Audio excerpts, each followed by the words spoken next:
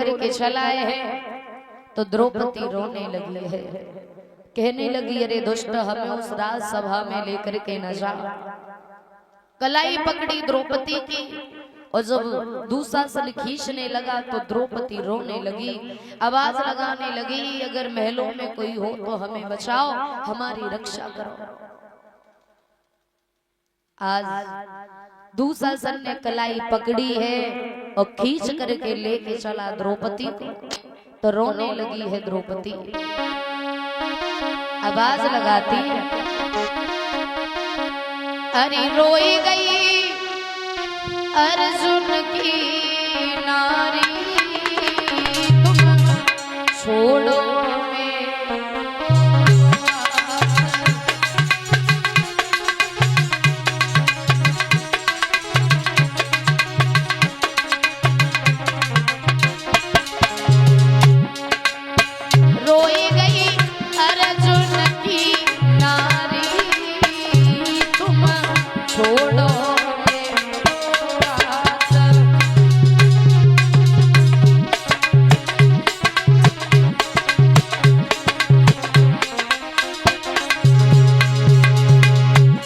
अरे छोड़ो मेरे अरे नरम कलैया,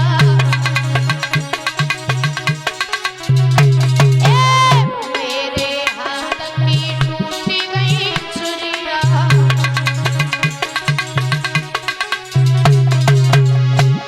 अरे रोई रोई मेरी दुखी गई अखियां, कछु सोचो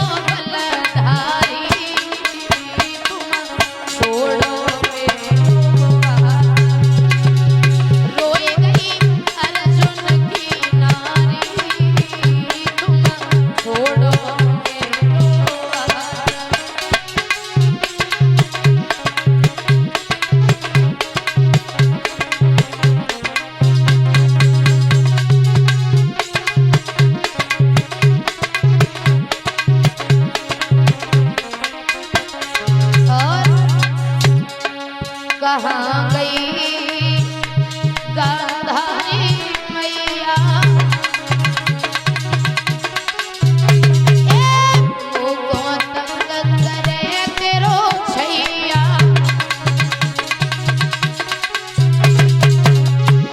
अरे आई बचाई ले और कुंती मैया, जकी बुद्धि गई मारी, छोड़ो रोई गई अर्जुन की नारी, तुम छोड़ो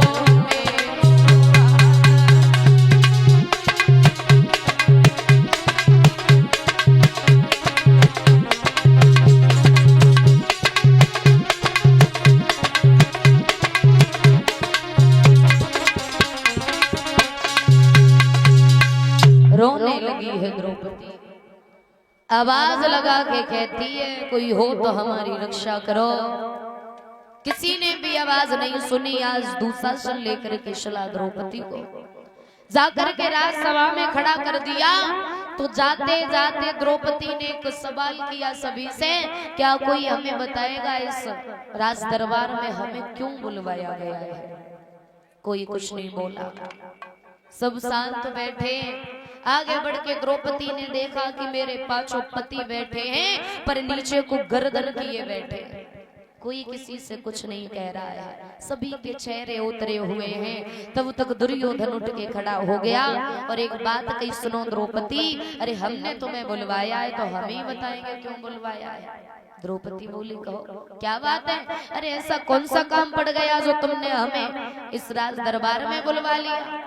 दुशासन कहने लगा कोई खास नहीं, पर द्रौपदी उस दिन को मैं भूल नहीं पा रहा हूँ जब मैं तुम्हारे महलों में गया था और गलती से मैं पानी से भरे हुए गड्ढे में गिर गया तो तुम ताली बजा के हंसी थी और एक बात कही थी कि अंधे का पुत्र अंधा पैदा हो गया। याद रहे द्रौपदी, अरे तुमने हमारा अपमान किया वो तो किया, लेकिन साथ में मेरे पिता का भी अपमान किया है। तो द्रौपदी हम तुम्हें नगिन करके अपनी जंघा पर बिठाएंगे, तब हमारा बदला पूरा होगा।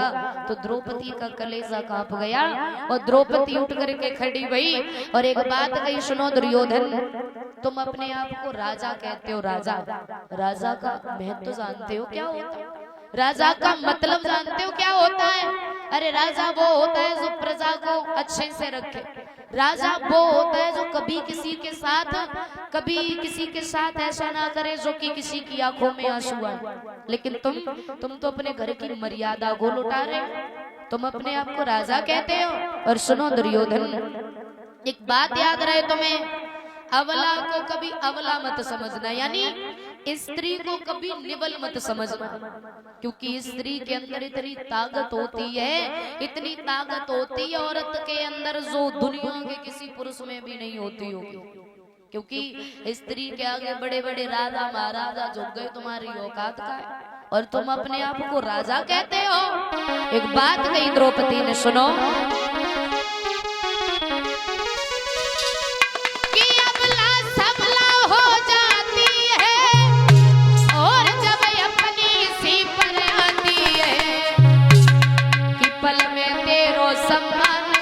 पल में अपमान कराती है।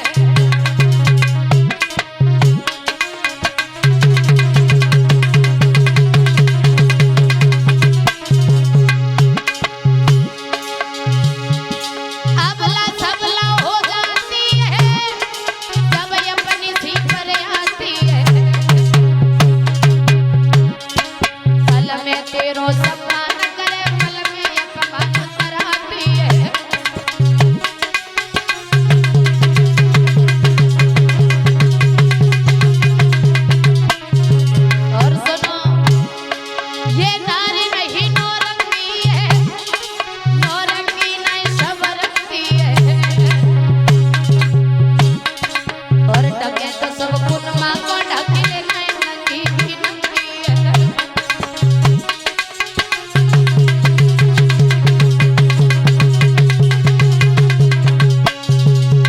दुर्योधन, स्त्री, अगर स्त्री चाहे तो परिवार का नाम दुनिया में रोशन कर सकती है। अगर स्त्री चाहे तो परिवार को राज सिंहासन पर बिठा सकती है कि किसकी बेटी है उनकी बेटी, किसकी बहू उनकी बहू, कौन इनके पिता कौन है, माँ कौन है, दुनिया के लोग बड़ाइयां करते हैं। अगर स्त्री चाहे तो उस परिवार का नाम दुनिया में फैला सकती है, बहुत अच्छा मान सम्मान कमा सकती है। और अगर स्त्री चाहे तो उस परिवार का नाम मिट्टी में मिला सकती है। दुर्योधन उठ करके खड़ा हुआ और एक बात कही, द्रौपदी कैसी बातें कर रही हो, ये अकल उस दिन कहाँ गई थी जब हम गलती से गिरे थे और तुमने हमसे कहा था कि अंधे का अंधा पैदा हो गया, तो आज ये तुम्हारी बातें किसी काम की नहीं है। दुशासन से कहा, दुशासन द्रौपदी को नगिन करो और नगिन करके हमारी जंघा पे ला करके बिठाओ। द्रौपदी रोने लगी। द्रौपदी के पास जो पति बैठे हुए थे वहां पर पहुंची और एक बात कही कि ये हमें भरी सभा में नगिन कर रहे हैं, लेकिन आप कुछ कह क्यों नहीं रहे। दुशासन आगे बढ़ा, द्रौपदी के सामने खड़ा हो गया। द्रौपदी पांचों पतियों के मुंह की तरफ देख करके रोने लगी और एक बात कही कि किसी दिन हमें ये बात कहते हुए अब बड़ा गर्व हुआ करता था। कौन सी बात? कि मेरे 5 पति हैं। और सुनो, जब हमें ये बात कहते हुए जितना गर्व महसूस होता था, आज उससे कई गुना ज्यादा हमें शर्म महसूस हो रही है।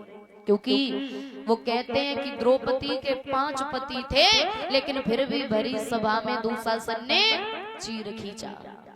रोने लगी द्रौपदी और रो के एक बात कहती है, महाराज